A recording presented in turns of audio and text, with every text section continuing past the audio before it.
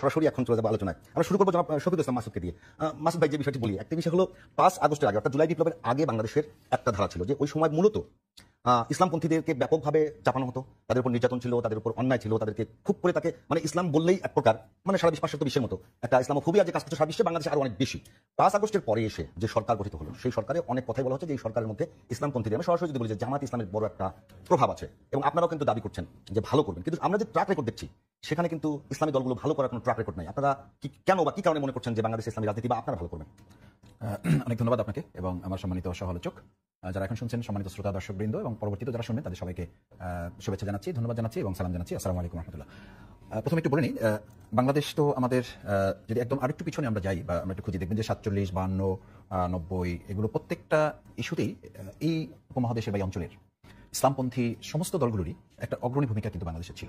বাংলাদেশের প্রেক্ষাপটে আগে আমাদের পূর্ব পাকিস্তান বা 47-এর সেই ভূমিকাগুলো প্রত্যেকটাতেই উপনিবেশীয় বিরোধী আন্দোলন যেগুলো ছিল, আপনি বাংলার ভাষা আন্দোলন যদি দেখেন, যেটা আমাদের দেশের স্বাধীনতার গোড়াপত্তন বলা হয়ে থাকে, সেখানেও আমরা বলে থাকি আর কি, বা ইতিহাসও বলে যে শহীদ সালাম, বরকত, রফিক জব্বার, এদের নাম শুনলে বোঝা যায় যে দেশের ইসলামপন্থী মানুষেরা এই দেশকে ইন্ট্রোডিউস করার ক্ষেত্রে বা প্রতিনিধিত্ব করার ক্ষেত্রে রিপ্রেজেন্টেশনের জন্য তাদের একটা ভূমিকা ছিল।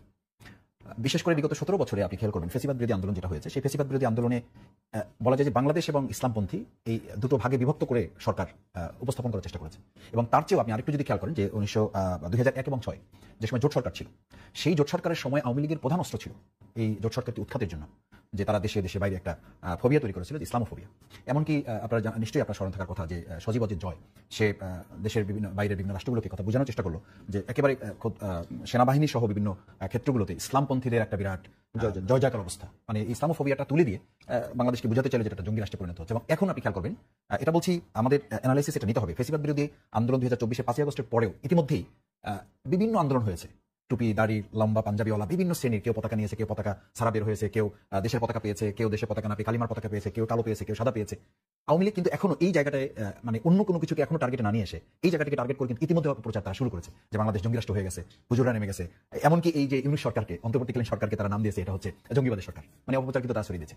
এই যে অপপ্রচারের মাধ্যমে কিন্তু আমাদের একটা জিনিস বোঝা যায় যে আমরা সবসময় বলে থাকি যে আপনাকে টার্গেট করে কখন, আমাকে টার্গেট করে কখন, যখন আপনি হিসাবের খাতে আসেন, যখন আপনি একটা রোল করেন, যখন আপনি প্রতিপক্ষ হিসাবে চিহ্নিত হন। আমরা বলি যে ফসলে পোকা আঘাত করে কেন, কারণ পোকার মাথায় ঢুকানো আছে, জায়গাটা ফসলে করতে হবে। এদেশে ইসলামপন্থীদেরকে সবসময় টার্গেটে ফেলে। এবং আপনি খেয়াল করবেন যে 2024-এর জুলাই আগস্টের গণঅভ্যুত্থানে যারা শহীদ হয়েছেন এদের মধ্যে একটা উল্লেখযোগ্য, শুধু একটা মাদ্রাসা থেকে 11 জন শহীদ হয়েছে। এই যে মানে অভ্যুত্থানেও মানে ইসলামপন্থীদের ভূমিকা, এখন সেই ভূমিকা আপনি যে কোশ্চেনটা করেছেন ভালো করতে পারছি না কেন, ভালো করতে না পারার পিছনে আমাদের 3টা বিষয় আছে।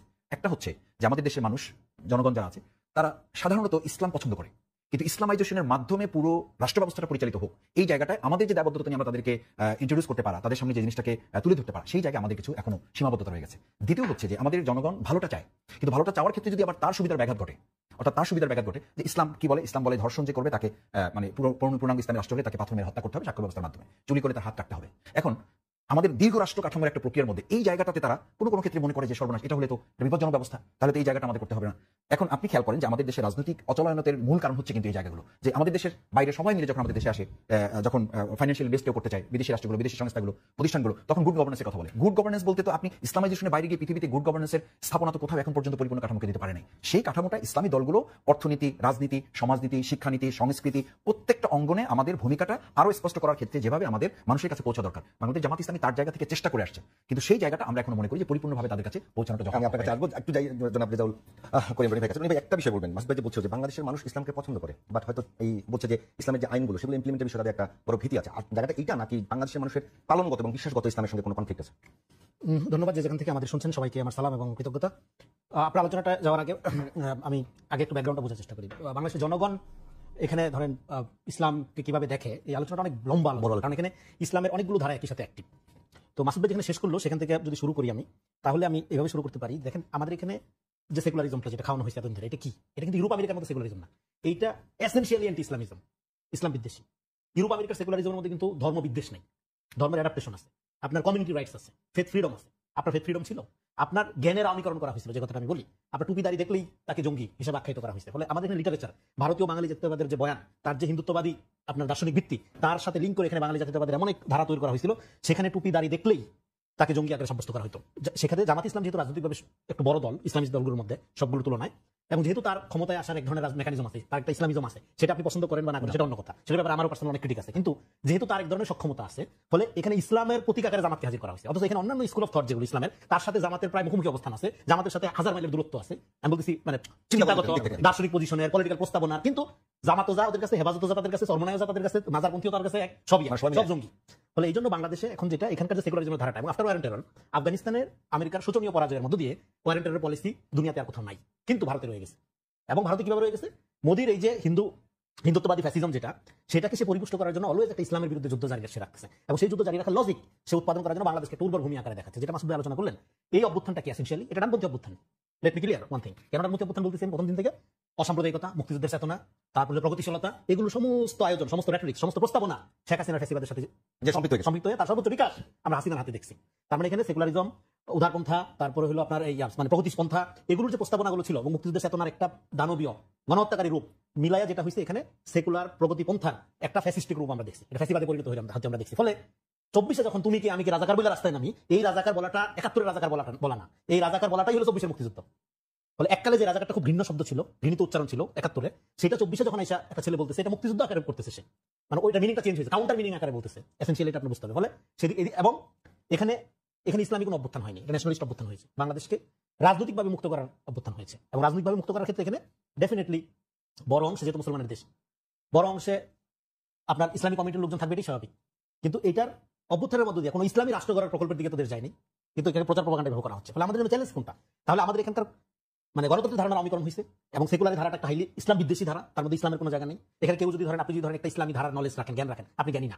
কিন্তু আপনি যদি রবীন্দ্র কাব্যের যৌন চেতনার বিষয়ে খুব জ্ঞান রাখেন, আপনি জ্ঞানী। তো এই যে জ্ঞানের পারসেপশনের ব্যাপারে আপনার এখানে একটা স্কেল ঠিক করে দেওয়া হয়েছে, কে জ্ঞানী কে জ্ঞানী না। আপনি যদি মুজিববাদী হন, মুজিব পূজারী হন, আপনি খুব অসাম্প্রদায়িক, খুব জ্ঞানী। কিন্তু আপনি যদি ইসলামী ধারার উপর গাদ্দালির উপর কাজ করেন, আপনি প্রতিক্রিয়াশীল। আপনি বুখারী শরীফের উপর পাণ্ডিত্য নেন, জ্ঞানী না।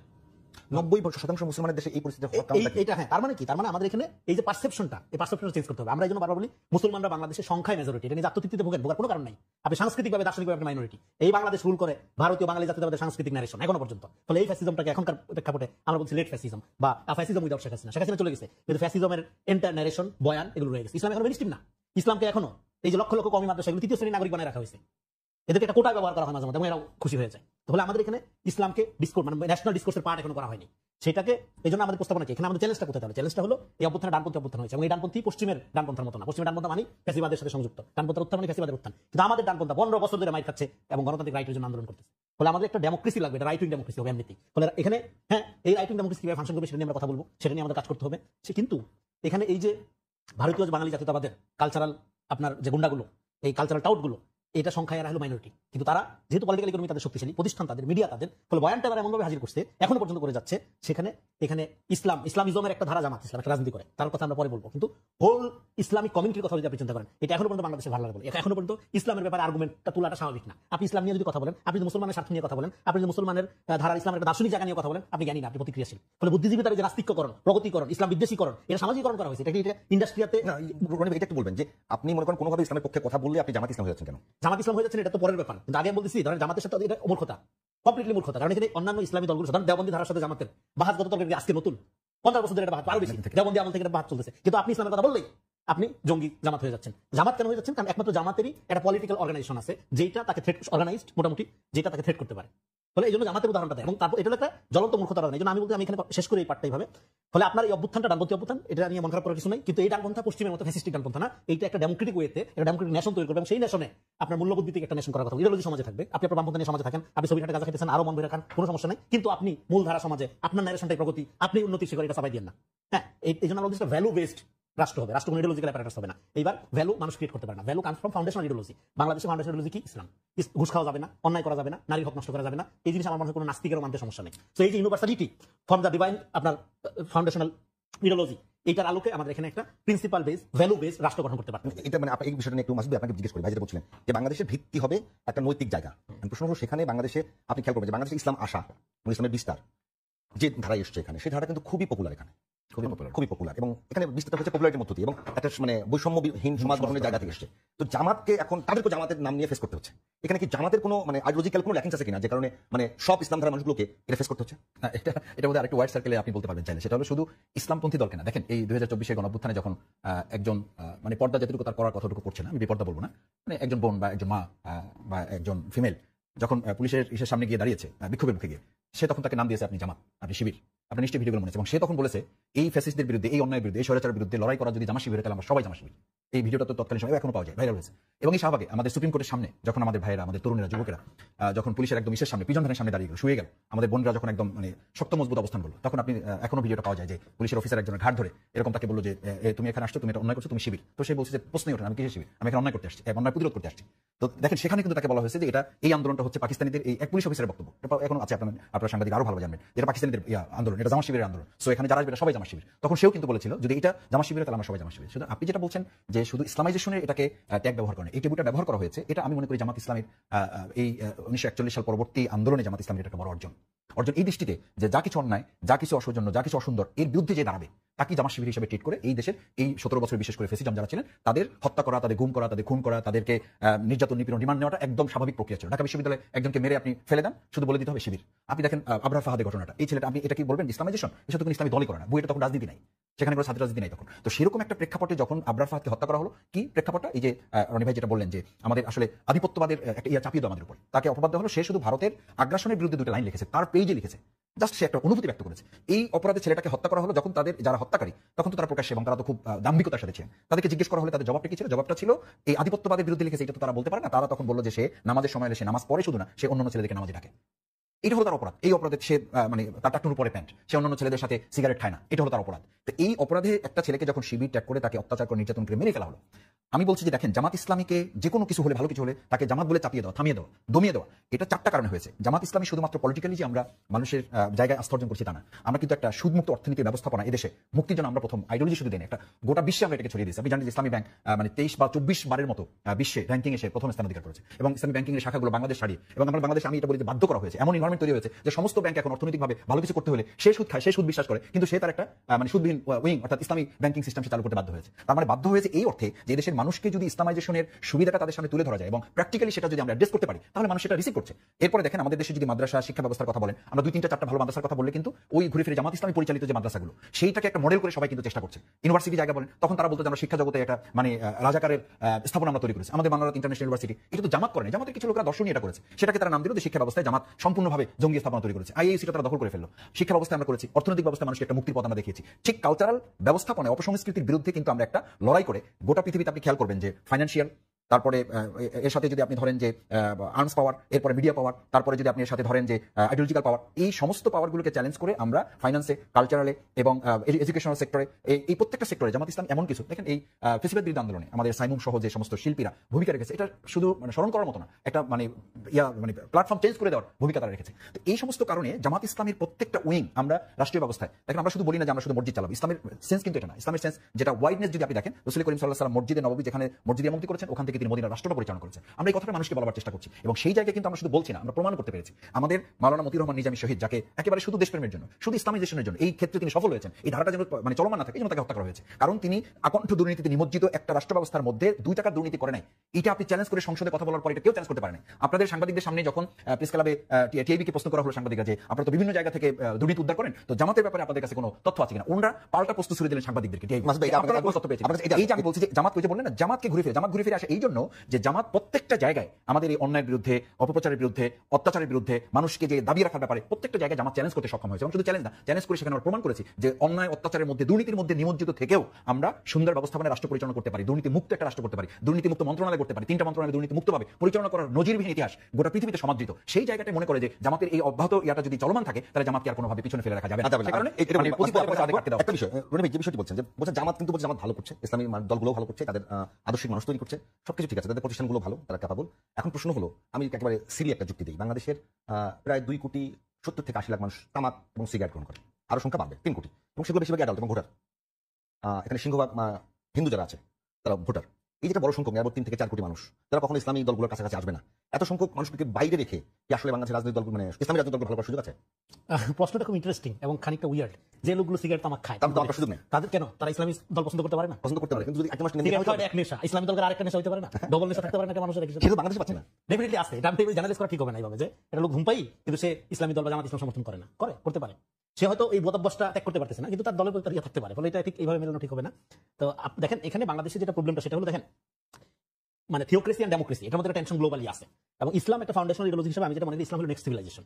এই পশ্চিমা তথাগত পশ্চিমের কোনো সভ্যতা নেই, এগুলো তো সব মেসোপটেমিয়ান সভ্যতার কপি। তো আপনার যেটা ইরানিয়ান লেভিয়াথান বলা হয়, তো যাই হোক সেটা অন্য আলোচনা। কিন্তু আমাদের এই যে ক্যাপিটালিস্টিক মডার্নিটি, এই যে কনজুমার কালচার, এর ডিস্ট্রাকশন আমরা দেখতেছি। আজকে আমরা একটা গণহত্যা প্রবণ পৃথিবীর মধ্যে বাস করি। আফটার গাজা এই পৃথিবীতে তো লাশের গন্ধে ভরা, হ্যাঁ আপনি যদি দেখেন। তো সেখানে আপনার মানে এই টেকনোলজিক্যাল অস্ত্র, কার কত বিধ্বংসী অস্ত্র আছে, সেই অনুযায়ী তার ক্ষমতা নির্ধারণের যে দুনিয়া, সেই দুনিয়ায় আপনি যদি একটা ইনসাফের রাষ্ট্রের কথা বলেন, সেই দুনিয়ায় যদি আপনি একটা মানে ন্যায্যতা, মানবিকতা এগুলির কথা বলেন, তাহলে তো এই মডার্ন যে অ্যারোগেন্স, আপনার বিজ্ঞানবাদী জ্ঞানের যে আপনার দাম্ভিকতা, সেটা তো ডিস্ট্রাকটিভ। এটার মধ্যে কোনো ফিউচার নেই, নাস্তিক লোকজন বলতেছে, ধর্মকর্মীরা তারা বলতেছে। আপনি ছোট বিরতি নিয়ে এসে আপনি কিন্তু শুরু করবেন। দর্শক, সোনালী লাইফ ইন্স্যুরেন্স সংবাদ সংলাপে নিচ্ছি ছোট্ট একটা বিরতি, আশা করছি সঙ্গেই থাকবেন, ফিরে এসে আপনাদেরকে পাবো।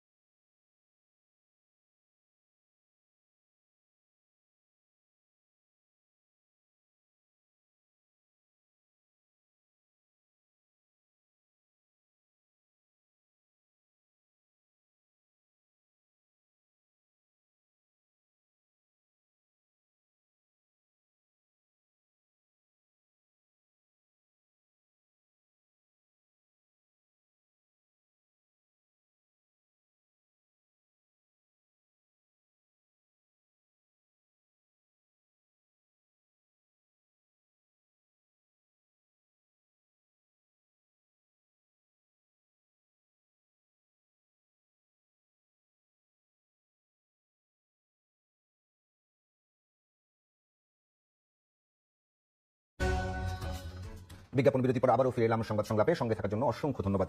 আমরা কথা বলছিলাম বাংলাদেশে ইসলামী রাজনীতি ও তার ভবিষ্যৎ। রনি ভাই যদি বলছিলেন যে বাংলাদেশে যে ইসলামী রাজনীতি আছে সেটি ভালো না করার জন্য মূল কারণটা কি?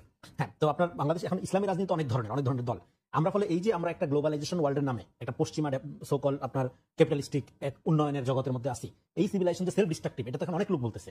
তো ফলে এর বাইরে আপনি এবং এটা এই যে একটা ডেমোক্রেটিক লিবারেল, হ্যাঁ ক্যাপিটালিস্টিক যে জগৎ, এটা তো বেসিক্যালি খ্রিস্টানিটির একটা লিবারেল ভার্সন। আপনার প্রোটেস্ট্যান্ট মুভমেন্টের যদি আপনি ইতিহাস ভালো করে ফলো করেন, তাহলে দেখবেন যে পশ্চিমা খ্রিস্টানি চার্চ থেকে বিদ্রোহ করে যে প্রোটেস্ট্যান্টিজম, তারপরে তার যে রিফাইন রূপ, সেখান থেকে আস্তে আস্তে একটা ইন্ডিভিজুয়ালিজম, ব্যক্তি স্বাতন্ত্রবাদ, ব্যক্তি স্বাধীনতা, গণতন্ত্র, এই জগৎ, তাই না? তো আমি লং স্টোরি কাট শর্ট, তো সেক্ষেত্রে এই জগতের এই ইন্ডিভিজুয়ালিস্টিক জগতের মধ্যে যে ফ্যাসিস্টিক প্রবণতা, সেগুলো তো মানুষের কোনো শান্তি নেই। সেখানে মানুষ তো সব দখল করতে চায়, হয় অস্ত্র দিয়া, না হয় পুঁজি দিয়া। তো এই যে সর্বগ্রাসী রূপ, সেখানে মানুষ স্পিরিচুয়ালি পোর হয়ে যাচ্ছে। এই জায়গা থেকে ইসলাম হলো নেক্সট সিভিলাইজেশন। এখন আমরা ইসলামিক ওয়ার্ল্ডে ঢুকেই নেই। এটা সর্বশেষ আব্রাহামিক রিলিজন, এর যে কি আপিল, এর যে কি দায়িত্ব, এর যে কি কর্তব্য, এর যে কি আপনার দার্শনিক ভিত্তি, এগুলো নিয়ে চিন্তা ভাবনা শুরু হচ্ছে। হ্যাঁ, আরো ব্যাপকভাবে শুরু হবে। এবং এখন যে পোস্ট মডার্নিটির পরের যে যুগ, পোস্ট মডার্ন, উত্তর আধুনিক যে যুগ বলা হয়, সেই উত্তর আধুনিক অনেক প্রস্তাবনার সাথে ইসলামিক প্রস্তাবনা অনেক মিল আছে। ফলে এগুলো মিলে অনেক লোকজন চিন্তা ভাবনা করতেছে, সেগুলো লম্বা আলোচনার দাবি। কিন্তু বাংলাদেশে যদি আপনি পার্টিকুলারলি দেখেন, এখানে ইসলামী রাজনীতি বিকাশের একটা সুবর্ণ সুযোগ আছে। আমরা 5 তারিখের পরে এটা একটা সুবর্ণ সুযোগ, ইসলামী শুধু না, অন্যান্য রাজনীতি বিকাশের সুবর্ণ সুযোগ আছে। এবং আমাদের ইসলামের চর্চাটা মেইনস্ট্রিম করতে হবে। এক নম্বর, ইসলামের চর্চাটা মসজিদ মাদ্রাসা ভিত্তিক না। ইসলাম তো এটা তো মানে শুধুমাত্র আপনার যারা এই আলেম সমাজ বা হুজুর হবে তাদের জন্য না। এই নলেজটা তো আপনার আমার সবার জন্যই জানা বোঝার দরকার আছে। তো আমাদের এখানে ইসলামী চর্চাটাকে, এই যে নলেজ চর্চার যে একটা সেকুলারিকরণ বা অমীকরণ হয়েছে, সেটা হলো মূল কারণ এখানে ইসলামের ব্যাপারে একটা পজিটিভ দৃষ্টিভঙ্গি ডেভেলপ না করার। এটা একটা। আরেকটা হলো হ্যাঁ, ইসলামের এখানে জামাতের যে ন্যারেশন, সেটার ব্যাপারে আপনার এগ্রি হইতে হবে তা না। আপনার আরেকটা ন্যারেশন আছে, ভালো লাগে ওটা করেন, যাই করেন, কিন্তু কথা হলো ইসলাম মানেই একটা পশ্চাৎপদ জিনিস, এদিকে যাওয়া যাবে না। প্রগতিশীলতা মানেই হলো আপনার এই মানে অ্যান্টি ইসলামিস্ট ভাব, মানে ইসলাম বিদ্বেষী, হ্যাঁ আপনার তারপরে পাবলিক নুডিটি, হ্যাঁ এই যে একটা কালচারাল ইন্ডাস্ট্রি গড়ে তোলা হয়েছে আমাদের এখানে। এবং এটার 1 নম্বর দায় হলো ভারতীয় বাঙালি জাতি এবং কলকাতার সাংস্কৃতিক দৃষ্টিভঙ্গির আলোকে বাঙালি মুসলমানকে সবসময় ফিট করানোর চেষ্টা করা হয়েছে। বাঙালি মুসলমান কতখানি প্রগতিশীল হবে, সে কত গ্লাস মদ খায়, এই প্রতিযোগিতা যদি সে হিন্দুরে হারাইতে পারে বা একটা ক্যালকেশিয়ান লোককে পরাজিত করতে পারে, তাহলে তার প্রগতিশীলতা উন্নত হবে। এই যে কালচারাল হীনমন্যতা, আমাদের কবি সাহিত্যের নামের আগে একটা সংস্কৃত শব্দ লাগাইতে হইতো, হ্যাঁ মানে নিজের বাপদাদার নামের খতনা করতে হতো তাদের। বলে এই যে একটা হিন্দুয়াইজেশন, আমি হিন্দুদের বিরুদ্ধে না, আমি বলছি এই যে একটা হিন্দুয়াইজেশন, বাংলাদেশটার কালচারাল কলোনি, এখানে ইসলাম কেন মেইনস্ট্রিম হতে পারে না? এখানে মুসলমান হওয়াটা যে আলাপটা একটু হচ্ছিল, এখানে মুসলমান হওয়া মানে তো এখানে রাজনৈতিকভাবে সে ক্ষমতাবান হওয়া না, সে জীবনের অধিকার ফিরে পাইছে মুসলমান হওয়ার মধ্যে দিয়ে। তার তো কোনো রাইট ছিল না। মুসলমান হওয়া মানে সে তো ধর্ম পাইছে তা না, সে জমির মালিকানা ফেরত পাইছে মুসলমান হওয়ার মধ্যে দিয়ে। ফলে বাঙালি মুসলমানের তো অন্য জিনিস, সে যে একটা রাষ্ট্র করতে পারছে পুরো রক্তের উপর দিয়ে করছে সে ব্রিটিশ বিরোধী আন্দোলন থেকে পুরো এই পর্যন্ত। ফলে মুসলমান হয়েছে যে ধর্ম অর্জন করেন, সে মানুষের স্বীকৃতি অর্জন করে, মানুষের কোনো রাইটই ছিল না, জুতা বগল নিয়ে হাঁটতে হইতো জমিদারের বাড়ির সামনে দিয়ে। সেই জায়গা থেকে আপনি একটা হিউম্যান বিং আকারে আপনি বাঁচার সুযোগ পাইছেন মুসলমান হওয়ার মধ্যে দিয়ে। তো এটা একটা অন্য জিনিস, এটা বিয়ন্ড রিলিজন, একটা অন্য ফেনোমেনা আছে, এটা সোশ্যাল ফেনোমেনা, একটা বিশাল ব্যাপার আছে এখানে। তো ফলে আমাদের বাংলাদেশে শাহবাগের মধ্যে দিয়ে এখানে কি হয়েছে, শাহবাগের এই কৃত্রিম জনজাগরণের মধ্যে দিয়ে এখানে যাহা কিছু ইসলামী, তাহা কিছু প্রতিক্রিয়াশীল, তাহা কিছু জঙ্গি, তাহা কিছু জামাত, তাহা কিছু রাজাকার, এইটার একটা সামাজিকরণ করানো হয়েছে। এই সামাজিকরণ তো আপনি এটা শাহবাগ একটা ইভেন্ট ছিল, কিন্তু এটা শুরু হয়েছে কখন? শুরু হয়েছে ঘাতক দালাল নির্মূল কমিটির ওই হাত ধরে। ফলে এখানে ৭১-এর আওয়ামী বয়ানের এবং ভারত বন্ধু রাষ্ট্র এবং হিন্দুত্ববাদী কালচারকে মেইনস্ট্রিম কালচার করা, স্বাভাবিকরণ করার যে লম্বা সময়ের প্রক্রিয়া, এটাই তো সামাজিকরণভাবে রয়ে গেছে। এবং আমাদের এখানকার মিডল ক্লাস কি, আমাদের এখানকার মিডল ক্লাস হাইলি আপনার সুবিধাবাদী একটা ক্যারেক্টার ধারণ করছে। যেন বিএনপি জামাত পিটায় মারছে, ওর কোনো গায়ে লাগে না, যখন নিজের ছেলে মারছে তখন আর ঘরে থাকা যায় না। হ্যাঁ, ফলে এই যে টোটাল প্রক্রিয়া, এখানে মধ্যবিত্ত আত্মহত্যা করছে শাহবাগে, সে তো মোরালি দাঁড়ায় নাই যে না এইভাবে 54 বছর পরে এতদিন পরে আইসা জুডিশিয়াল কিলিং অন্যায়। আমরা গুটি কয়েক লোক ছাড়া সমাজে তো আমি পুরো সমাজ একদিকে ছিল, আমরা তখন একদিকে ছিলাম, আমরা তো দেখি নাই কাউকে। ফলে আমি বলতেছি আপনাকে জামাতের ব্যাপারে আপনার জামাত করতে হবে এমন কোনো কথা নেই, জামাতের ব্যাপারে ক্রিটিক থাকতে হবে, ক্রিটিক থাকবে আমাদের, এবং সেই ক্রিটিক জামাত অ্যাপ্রিশিয়েট করতে পারতে হবে। আবার অন্যান্য ইসলামী দলগুলোর সাথে তাদের একটা বাহাসের সম্পর্ক, ডায়লগ লাগবে। আপনি 5 তারিখের পরে যে রাজনীতি, তার মাসুল পাওয়ার রাজনীতি দরকার নেই, আপনি ডায়লগই যথেষ্ট, ডায়লগের মধ্যে দিয়ে শুরু হবে। কিন্তু বাংলাদেশে ইসলামিজম মানেই যে একটা পশ্চাৎপদতা, এই যে দৃষ্টিভঙ্গি তৈরি করা হয়েছে এখানে পুরো ইন্ডাস্ট্রি ধরে, এই ব্যাপারে সমস্ত ইসলামী শক্তিগুলোর ঐক্য লাগবে। এবং ইসলামী শক্তিগুলোর ঐক্য এখানে ডেমোক্রেটিক ফোর্স বলেন, প্রো বাংলাদেশ ফোর্স বলেন, এদের সাথেও লাগবে। কারণ হলো আপনাদের অনৈক্য, যেটা আমাদের শুধু আপনাদের রাজনৈতিকভাবে ক্ষতিগ্রস্ত করে না, আমাদের গোটা সার্বভৌমত্বকে দেশ হিসেবে ক্ষতিগ্রস্ত করে। রনিভাই, আপনার কাছে আসবো। মাসুদ ভাই, একটা বিষয় বলবেন যে রনিভাই বলছিলেন যে বাংলাদেশে কিন্তু এই মুহূর্তে একটা যদি বলি যে ইসলামের পক্ষে যারা আছে তাদের, আপনি যদি বলি এই মুহূর্তে বাংলাদেশে আমি যদি বলি যে বিএনপি, বাংলাদেশ জাতীয়তাবাদী দল, তাদের গঠনতন্ত্রে আছে যে ধর্মীয় মূল্যবোধে বিশ্বাসী। বাট আমি নিজে অনেক সমাবেশ, অনেক জায়গায় দেখেছি তারা বলেছে জাতীয়তাবাদ ও ইসলামী মূল্যবোধে বিশ্বাসী। শুনে থাকবেন, তার মানে তারা ইসলামের পক্ষে যেতে চায়। আপনাদের সঙ্গে দীর্ঘদিন জোট করেছে, দীর্ঘদিন থেকে ইসলামপন্থীরা তো আপনি একসঙ্গেই আছেন, যদিও দূরত্ব আছে। এখন এই সময় বাংলাদেশে এসে তো ওই আগের যে ন্যারেটিভগুলো সেগুলো থাকবার কথা ছিল না, তো সেগুলো এখন এক্সিস্ট করছে। আমি আপনার পিছনের প্রশ্নটা দিয়ে একটু নিয়ে আসি এটার সূত্রটা ধরার জন্য। সেটা হচ্ছে, দেখেন, আপনি বলেছিলেন যে তরুণরা, এই যে আপনি একটা তথ্য দিয়েছেন যে এই পরিমাণ তারা এডিকশন বা বিশেষ সাথে ড্রাগের সাথে আছে, এটা যেমন খুব সত্য, এর চেয়ে বড় একটা সত্য কিন্তু তারা এই জুলাই আগস্টের অভ্যুত্থানে তুলে ধরেছে। সেই অভ্যুত্থানটাকে দেখেন একসাথে টুপিওয়ালা, দাড়িওয়ালা, আলেম সমাজ যেমন আন্দোলন করেছে, পাশেই তার সাথেই সিগারেট হাতে ধরে কিন্তু সেই আন্দোলনে অংশগ্রহণ করেছে এবং সে জীবন দর্জন আসছে, তার জীবনে কোনো ভয় ছিল না। আমি বলছি এই তরুণরাই কিন্তু, আমরা যা ধারণা করেছি, আমরা বলি না যে তরুণরা আমাদের চিন্তা দৃষ্টিভঙ্গিটাকে আসলে বদলে দিয়েছে বা একেবারে আমাদেরকে হতভম্ব করে ফেলেছে, যারা এই মানে তথ্য প্রযুক্তির বাইরে কোনো দুনিয়া নেই। ইসলামী দলগুলো ধারণ করতে পারবে? হ্যাঁ, ধারণ করতে পারবো মানে কি, তারাই তো ধারণ করে দিয়েছে আমাদের চোখে, তো তারা আঙুল দিয়েছে, তারা স্লোগান তুলেছে উই ওয়ান্ট জাস্টিস। এখন আপনি ওয়ালে স্লোগান, আমি বলছি ইসলামী দলগুলোকে ওই সিগারেট খাওয়া লোকের সাথে রাখতে পারবে? হ্যাঁ, কেন পারবো না? আমরা পেরেছি তো। আমরা তো তার পরবর্তী আগস্ট পরবর্তী এই যে আওয়ামী নিষিদ্ধের যে আন্দোলন, আপনি দেখেন সেখানে মানে তাদের আন্দোলনের মাধ্যমে তারপরে ইসলামপন্থীদের একটা ইসের মাধ্যমে কিন্তু এই নিষিদ্ধের কাজটা বলা যায় যে চূড়ান্ত রূপ পেয়েছে। এবং আপনি যদি শেখ হাসিনার যে কল রেকর্ড ফার্স্ট সত্য মিথ্যা, আমি জাস্টিফিকেশনে যাচ্ছি না, সেই কথাই কিন্তু সে স্পষ্ট বলেছে যে আমাদের নিষিদ্ধ এবং আমাদের উৎখাতের পিছনে মূলত দায়ী হচ্ছে জামাত ইসলামী। স্বরাষ্ট্রমন্ত্রী আসাদুজ্জামান কামাল একই কথা বলেছে যে এর পিছনে মূলত দায়ী হচ্ছে জামাত ইসলামী। আমি আরো 2-4 জনের সাথে যতটুকু কথা হয়েছে, এর অর্থ হচ্ছে মানে তাদের সামনে ফোকাসটা তারা কিন্তু ধরতে পেরেছে। তাদের রিপোর্ট হচ্ছে, গোয়েন্দা সংস্থার রিপোর্ট হচ্ছে, এই সমস্ত কিছু মেকানিজম ডেভেলপ করেছে জামাত ইসলামী, ইসলামী ছাত্র শিবির। এখন আপনি যেটা বলছেন যে বর্তমান সময়ে আবার নতুন করে সেই পিছনের বয়ানগুলো কবে থেকে শুরু হওয়ার পিছনে 3টা হিস্ট্রি আছে। একটা হচ্ছে যে এই বাংলাদেশে ইসলামাইজেশন বা দেশটা মাথাকুচু করে দাঁড়াক, দেশটা নিজের মতো করে উন্নয়ন, অগ্রগতি, আধুনিক একটা প্রগতিশীল রাষ্ট্র হোক, এটা আমাদের বন্ধু প্রতিবেশী রাষ্ট্র আসলে চায় কিনা, এই জায়গায় কিন্তু আমাদের এই তরুণের এটা ধরতে পেরেছে। এই আন্দোলনের, আমি বলি যে এই আন্দোলনে আমরা শুধুমাত্র আওয়ামী লীগ বা শেখ হাসিনার পতন ঘটানো হয়নি, এটার মধ্য দিয়ে আমাদের আধিপত্যবাদের বিরুদ্ধে একটা কবর রচনা করা হয়েছে। প্রসঙ্গত, আপনি নিশ্চয়ই খেয়াল করবেন, ইউ ওয়ান্ট জাস্টিসের সাথে তাদের স্লোগান ছিল দিল্লি না ঢাকা। কেন এই স্লোগান তুলেছে? এটা কি জামাতের স্লোগান ছিল? আমরা কোনোদিন এই স্লোগান দিয়েছি? ছাত্র শিবিরের স্লোগান দিয়েছে? দেয় না। এই স্লোগান কি ঢাকা বিশ্ববিদ্যালয়, এই স্লোগান জাহাঙ্গীরনগর বিশ্ববিদ্যালয়, জগন্নাথ বিশ্ববিদ্যালয়, এটা কিন্তু মাদ্রাসা তামিল মিল্লাত থেকে শুরু হয়নি। এই স্লোগান কিন্তু কোনো কমি মাদ্রাসা থেকে শুরু হয়নি। তার মানে হচ্ছে আমাদের এই তরুণরা 3টা জিনিস আইডেন্টিফাই করতে পেরেছে। এক হচ্ছে আমাদের ইতিপূর্বে যত মানবরচিত মতবাদ অথবা তন্ত্রমন্ত্র যা আমাদেরকে শাসন করেছে, আমাদের 17 বছর মুখস্থ করানো হয়েছে শেখ মুজিব, শেখ হাসিনা, শেখ মুজিব, শেখ হাসিনা, ফাইনালি দেখা গেল তারা তাদের গলায় রশি লাগায় তাদেরকে জুতাপিটা করে ওখান থেকে টানিয়ে নামাইছে, পারেনি তরুণদেরকে চেঞ্জ করতে। সেকেন্ড থিং হচ্ছে এরাই স্লোগান দিয়েছে we want justice. Third thing হচ্ছে এরাই স্লোগান তুলেছে দিল্লি না ঢাকা। দেখেন তার কিছুদিন পরে বন্যা শুরু হলো আমাদের নোয়াখালী, ফেনী, তারপর এই জায়গাগুলোতে, সেখানে ওই রাতেই ঢাকা বিশ্ববিদ্যালয়ে মিছিল বের হয়েছে যে আমাদেরকে খরার সময় বাদ আটকে দেওয়া হবে আর বন্যার সময় বাদ খুলে দেওয়া হবে। এই নীতি যদি আমাদের প্রতিবেশী রাষ্ট্র বন্ধ না করে তাহলে প্রয়োজন আরেকবার আমাদের লড়াই হবে। এবং সেই দিন রাতেই আবার তারা স্লোগান দিয়েছে দিল্লি না ঢাকা। তার মানে হচ্ছে আমি বলছি এই তরুণদেরকে আমরা কতখানি ধারণ করতে পারছি, তার চেয়ে তরুণরা আমাদের মানে ঘাড়ে বা আমাদের কাঁধে একটা বোঝা কিন্তু দায়িত্ব চাপিয়ে দিয়েছে। অন্য একটা প্রশ্ন করি, এই প্রশ্ন আগে একটু যেটা আপনি তুলেছিলেন যে তাহলে বিএনপির সাথে আমাদের দূরত্বটা তৈরি হচ্ছে কেন? বিএনপি তৈরি হচ্ছে এই জন্য, দেখেন যে তারা ইসলাম ও জাতীয়বাদের মূল্যবোধের কথা বলে, একই সাথে তাদের মহাসচিব যখন এই কথা বলেন আমরা শরিয়া আইন মানি না, যখন এই দুটো কথা বলেন তখন বুঝতে পারেন বা পাবলিক পারসেপশনটা হচ্ছে এই যে ইসলামকে তারা শুধুমাত্র রাজনৈতিক কারণে ব্যবহার করতে চান। শহীদ প্রেসিডেন্ট জিয়াউর রহমান অত্যন্ত শ্রদ্ধার সাথে তিনি তো এই দেশের মানুষের পালস বুঝেছিলেন বলেই তো আমাদের এই সংবিধানের প্রক্রিয়াটায় বিসমিল্লাহ তারপরে নানান বিষয়গুলোকে সে কমিউনিকেট করেছেন। কিন্তু এখন বলা হয়ে থাকে সেই শহীদ প্রেসিডেন্ট জিয়াউর রহমানের বিএনপি আমরা খুঁজতেছি। এই কথা কিন্তু বিএনপির মধ্যে আছে, আমি বলছি না, এই কথা কিন্তু বিএনপির মধ্যে আছে যে আমরা প্রেসিডেন্ট জিয়াউর রহমানের বিএনপি খুঁজতেছি। বিএনপির একদম হার্ডকোর কর্মীরা বলতেছে আমরা সাবেক প্রধানমন্ত্রী খালেদা জিয়ার বিএনপি আমরা খুঁজতেছি। তার মানে হচ্ছে বিএনপির মধ্যে একটা মানে নতুন সংযোজন হয়েছে, যেই সংযোজনটা আমাদের দেশে ইসলামাইজেশন, আমাদের দেশে দুর্নীতি, আমাদের দেশে আধিপত্যবাদ বিরোধী, আমাদের দেশে অন্যায়ের বিরোধী, এই তৎপরতাগুলোর সাথে ঠিক পার্শ্ববর্তী রাষ্ট্রের যে চিন্তা দৃষ্টিভঙ্গি, জামাতকে আবার যে সমস্ত কথা বলে 17 বছর যারা যে কথা বলে আমাদেরকে চাপিয়ে রেখেছেন, ওই একই কথা যখন বলা হচ্ছে তখন সাধারণ মানুষের মধ্যে কিন্তু প্রশ্ন তৈরি হচ্ছে, আপনার মতো এরকম প্রশ্নই, যে সেই পচাগলা ইতিহাস দিয়ে আবার জামাতকে, যে জামাতের সাথে একসাথে আপনারা রাজনীতি করলেন, আমাকে এখন এই টেবিলে, আপনি তো ভালো কথা আপনি কোশ্চেন করেছেন, আমার পাশে বসে আমার সহকর্মী যাদের সাথে একসাথে আমরা রাজপথে আন্দোলন করেছি, যেই নেতৃবৃন্দ আমাকে মাথায় হাত দিয়ে যাওয়ার সময় বলেছেন দোয়া করে দিলাম তুমি যেন ঠিকমতো বাসায় ফিরতে পারো তাদের মঞ্চ থেকে যাওয়ার সময়, কারণ তোমার ব্যাপারে কিন্তু প্রশাসন খুবই কাঁপা, সুতরাং তুমি সাবধানে যাও, তোমার সাথে আমরা লোক দিয়ে দিচ্ছি, আমার সাথে বিএনপি লোক দিয়ে দিচ্ছে যে তুমি গাড়ি ওঠা পর্যন্ত আমার ছেলেরা থাকবে।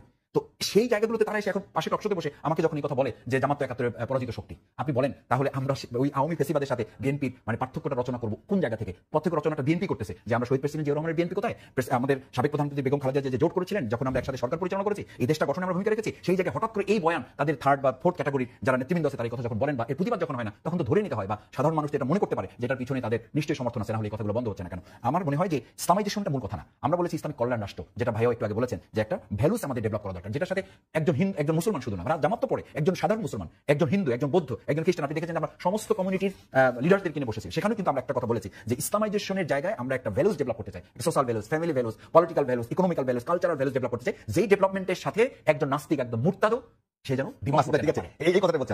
রনি ভাই একটা বিষয় বলবেন যে ভাই যেটা বলতেছেন যে তারা যা ডেভেলপ করতে চায়, আসলে কি বাংলাদেশ ইসলামপন্থী দলগুলো তারা ওই একেবারে চিরস্থায়ী যে বিপ্লব বা পরিবর্তন সেটা চায় নাকি একটা সাময়িক দখল বা নিয়ন্ত্রণ এরকম চায়? দেখেন, বাংলাদেশের পলিটিক্যাল পার্টিগুলোর ব্যাপারে জনগণের, আমি ইসলামী দলগুলোর কথা বলছি, ইসলামী দল সহ অন্যান্য দল একটা আস্থার সংকট আছে। সেই আস্থার সংকটের কারণেই এখানে যখন বিএনপি জামাত কিটায় মারা হয়, মধ্যবিত্ত রিয়াক্ট করেনি।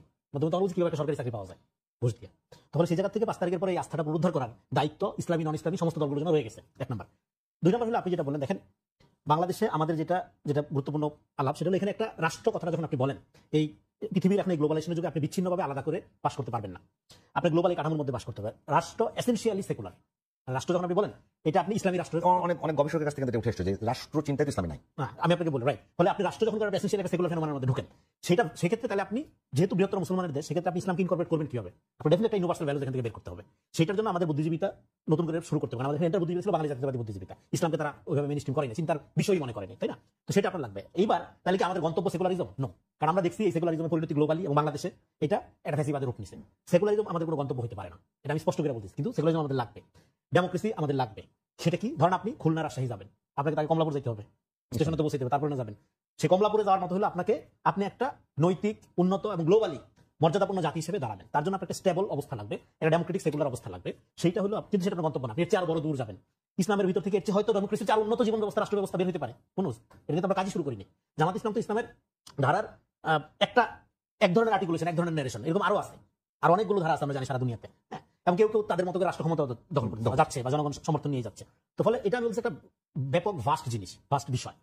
তো সেক্ষেত্রে আপনার আমাদের ডেমোক্রেটিক সেকুলার যে কন্ডিশন, এটা আমাদের একটা ফাংশনাল কন্ডিশন। আপনি যেহেতু এটা এখানে শুধুমাত্র একটা মুসলমানের দেশ না, এখানে অন্যান্য জাতি গোষ্ঠী, ভাষা গোষ্ঠী, ধর্মগোষ্ঠী, কমিউনিটির দেশ, ফলে তাদের কমফোর্ট জোনের জন্য আপনাকে একটা লিবারেল স্পেস ক্রিয়েট করতে পারতে হবে। এখন আপনি মেজরিটি মুসলমানের দেশ হইলেও আপনি দীর্ঘদিন যাবত কালচারালি মাইনরিটি ছিলেন, কিন্তু আপনার ব্যাপারেই তৈরি করেছে আপনি সাম্প্রদায়িক, আপনি প্রতিক্রিয়াশীল। অথচ ঘটনা উল্টা, এখানকার মুসলমানরা প্রতিক্রিয়াশীল না, এখানকার মুসলমানরা সাম্প্রদায়িক না, সাম্প্রদায়িক হলেন আপনারা, তথাকথিত প্রগতিশীলরা, তথাকথিত হিন্দুত্ববাদীরা। আপনি দুর্গাপূজা সার্বজনীন, দুর্গাপূজা নাচানাচি করলে আপনার সাম্প্রদায়িক, ঈদের ব্যাপারে আপনার অতিরিক্ত আবেগ, ইমোশন থাকলে আপনি সাম্প্রদায়িক। এই তো আপনার সাম্প্রদায়িকতার বয়ান নকশা, তাই না? তো ফলে এখানে এই জন্য এখানকার যে বাঙ্গু সেকুলারিজম, এটা কোনো ভবিষ্যৎ নেই, এটা কোনো গন্তব্য হতে পারে না আমাদের। এই জন্য এখানে মুক্তিযুদ্ধের চেতনা, আওয়ামী যে বয়ানটা, সেই বয়ানটার ভিকটিম গোটা বাংলাদেশ এবং অভ্যুত্থানের চেতনার বিরুদ্ধে হয়েছে। কিন্তু তাই বলে এখানে মুক্তিযুদ্ধ একটা জনযুদ্ধ ছিল এবং এই মুক্তিযুদ্ধের কোনো অবদান বা কোনো অ্যাপিল ন্যাশনালি থাকবে না, নাই হয়ে গেছে। নো, এটা ন্যাশনাল হিস্ট্রি গ্রাফের মধ্যে এটা আনতে হবে। আবার যে জাতির ইতিহাস থাকে না, সেই জাতি কখনো ঐক্যবদ্ধ থাকে না। ফলে মুক্তিযুদ্ধ এখানে এই যে মুক্তিযুদ্ধের আওয়ামী বয়ান, এটার বিরোধিতা সবাই করছে। কিন্তু এই আওয়ামী বয়ানের বিরোধিতার সাথে সাথে এখানে যে একটা মুক্তিযুদ্ধ জনযুদ্ধ এবং জাতি গঠনের, আপনার ভৌগোলিক সীমা, ভৌগোলিকভাবে একটা রাষ্ট্র গঠনের একটা সবচেয়ে গুরুত্বপূর্ণ ইভেন্ট, ঐতিহাসিক ইভেন্ট, এই ইভেন্ট আসবে না। আপনাকে বুঝতে হবে 24 আর 71 কখনো মুখোমুখি নয়, এটা একটা কমপ্লিমেন্টারি হতে পারে। 24 আপনি কি পাইলেন, 71 আপনি পাইছেন ভূখণ্ড, কিন্তু আপনি রাজনৈতিক স্বাধীনতা পাননি। 24 আপনি রাজনৈতিক স্বাধীনতা অর্জনের লড়াই করেছেন এবং একটা দেশের স্বাধীনতা, ভৌগোলিক এবং রাজনৈতিক স্বাধীনতা, এই দুইটা এনশিওর হওয়ার পরেই তার দেশের স্বাধীনতা এবং সার্বভৌমত্ব দুইটা প্রোটেক্ট থাকে। ধন্যবাদ।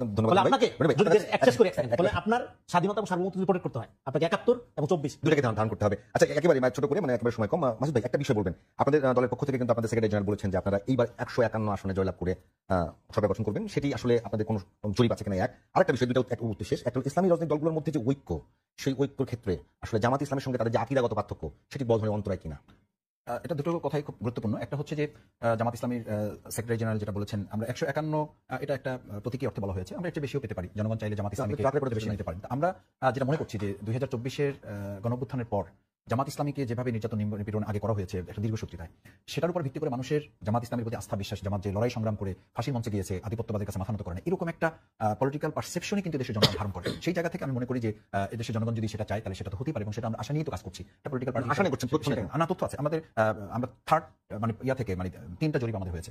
3টা জরিপেই আমরা বিগত যে কোনো সময়ের তুলনায় একটা ভালো পারসেপশন আমরা জনগণের থেকে পেয়েছি। আমরা এখনই সেটা প্রকাশ করছি না। আমাদের প্রস্তুতির ক্ষেত্রে এটা আসলে আজকে যে অবস্থা আছে কালকে এটা আপস হতে পারে, আবার কিছুদিন কারণে এটা ডাউন হতে পারে, সেটা ওটা ধরে আমরা কাজ করছি। বাট এটা এখনই সামনের দিকে নিয়ে আসাটা কৌশলগত কারণে আমরা ঠিক মনে করছি না। বাট যেটা সেক্রেটারি বলেছেন এটা যথার্থই বলেছেন, এবং সেটার চেয়েও আমরা মনে করি ভালো কিছু হওয়া সম্ভব, এবং নতুন কিছুর ধারা এদেশে মানুষ চাচ্ছে। 53 বছরে তো সবাইকে দেখা হয়েছে, তরুণরা তো এই কথা বলতে পারে, এবং আমাকে বলতেছে, আমি এলাকায় যখন যাচ্ছি যে আমরা নতুন কিছু আপনি কি পাবেন, নতুন কিছু কি আছে এখন আমাদের কাছে। তো নতুন কিছু বলতে আমি শুধু জামাতকে বলবো না, সেই হতে পারে সেই নতুন কিছু ধারাটা একটা ঐতিহাসিক বিজয়ের জন্য যদি এনসিপি কাঠামোগত দিক থেকে তারা একদম তৃণমূল লেভেলে এই 7 মাসে 6 মাসে তারা বুঝতে পারে, ভালো, ওয়েলকাম, আমাদের বলেছে যেরকম নতুন ধারা যদি তারা তৈরি করতে পারে। সেকেন্ড হচ্ছে যে ইসলামী দলগুলোর মধ্যে ঐক্যের ব্যাপারে আলহামদুলিল্লাহ মানে বাংলাদেশের ইতিহাসে ইতিপূর্বে যে কোনো সময়ের তুলনায় আমরা একটা ভালো অবস্থানে আছি বলে আমরা মনে করছি। তাদের সাথে আকীদাগত বিষয়গুলো আমরা ইতিমধ্যে এটা সেটেল হয়েছে যে আকীদাগত বিষয়গুলো হচ্ছে আমাদের ধর্মীয় দৃষ্টিভঙ্গি। আর পলিটিক্যালি আমরা যখন একটা রাষ্ট্র পরিচালনায় যাব তখন স্টেট আমাদেরকে যদি আপনি ড্রাইভ করতে হয় সেখানে অনেক বিষয় আপনাকে কনসিডারেশন নিতে হবে। সেই কনসিডারেশন নেওয়ার ক্ষেত্রে জামাত ইসলামী এবং অন্যান্য দলগুলোর সাথে আমাদের একটা ঐতিহাসিক পরিবর্তন সাধিত হয়েছে, এবং সেই জায়গাটা আমি মনে করি যত দিন যাবে এবং ইলেকশনের রোড ম্যাপ যখন ডিক্লারেশন হবে এই সমস্ত বিষয়গুলো আরো ফোকাস হবে, এবং এগুলো আরো অ্যাড্রেস করে আমরা ইসলামী দলগুলো শুধু না, আমরা মনে করি ইসলামী দলগুলোর পাশাপাশি ফেসিবাদ বিরোধী এবং স্বৈরাচার মুক্ত একটা সুন্দর বাংলাদেশ বিনির্মাণে যারাই চাইবে তাদের সাথে ঐক্য করে আমরা জনগণের বিজয়টা নিশ্চিত করব ইনশাআল্লাহ। ধন্যবাদ জনাব শফিকুল ইসলাম মাসুদ, ধন্যবাদ জনাব রেজাউল করিম রনি। আজকে এখানেই শেষ করছি সোনালী লাইভ ইন্স্যুরেন্স সংবাদ সংলাপ। আশা করছি আগামীকাল ঠিক এই সময় আপনাদের সঙ্গে অন্য কোনো বিষয় নিয়ে দেখা হবে।